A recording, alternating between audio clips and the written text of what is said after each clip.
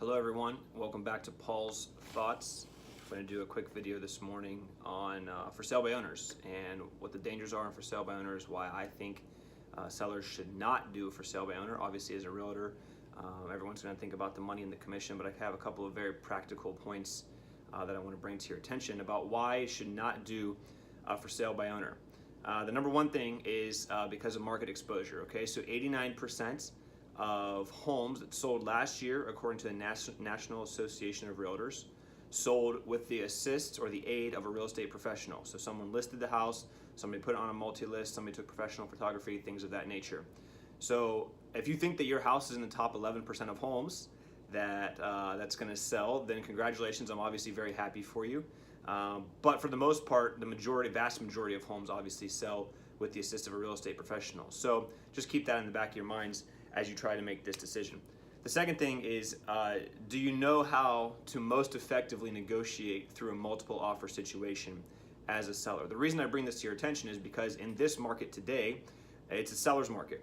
So we have very few amount of listings and a lot of buyers in pretty much all of the price ranges across the board. Maybe some of the higher end luxury homes, that's not necessarily the case.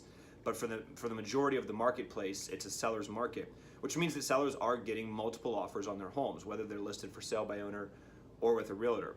So you list with a realtor to get market exposure, to gain more buyers, to gain more multiple offers. But then when those multiple offers come in, do you know how to most effectively negotiate a multiple offer situation to get your highest return on the home, number one, but also to get terms that are in your best interest? A couple of things that go along with that are closing days, settlement terms as far as what type of loan the potential buyer is bringing to the table. Also things like transfer taxes that can be negotiated using some price escalation addendums. That's some real estate jargon there for you that you're more than welcome to look up and try to navigate through.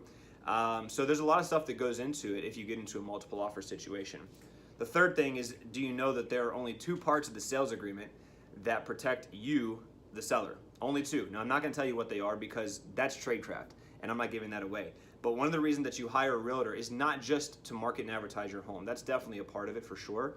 But you're really hiring someone to protect you, someone that knows the law, someone that knows the sales agreement like the back of their hand, or at least they're supposed to, and someone that can come in and make sure that during the process of selling your home and getting you out and the buyer in, making sure that you are protected as much as possible. And there are only two ways, two pieces of language really in our sales agreement here in the state of Pennsylvania that protect the seller.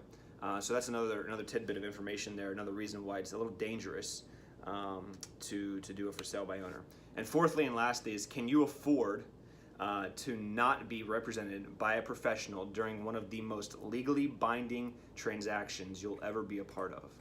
The reason I ask that is this: obviously for sale by owners list to save commission. Even if it's half the commission, they'll still pay a buyer's agent, but they don't want to pay on the listing side. And I understand and respect that, I get it.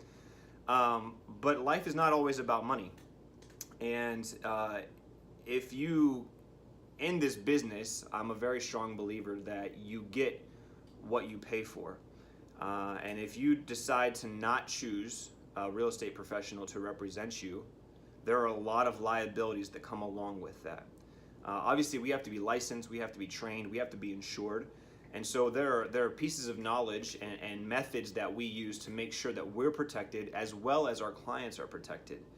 And one of the nastiest types of lawsuits to get involved with is a real estate lawsuit, because a lot of it is he said, she said, or they said, we said, and there's no physical documentation to back up any of these arguments. Well, when you list with a realtor, that's not the case. When you list with a realtor, we have all the necessary documentation. We make sure that we do everything in a step-by-step format so that if there is ever a disagreement about something, we can fall back on our documentation and say, no, this was done, this is when it was done, this is by whom it was done, in order to protect you as the seller. So you might be trying to save some money on the commission.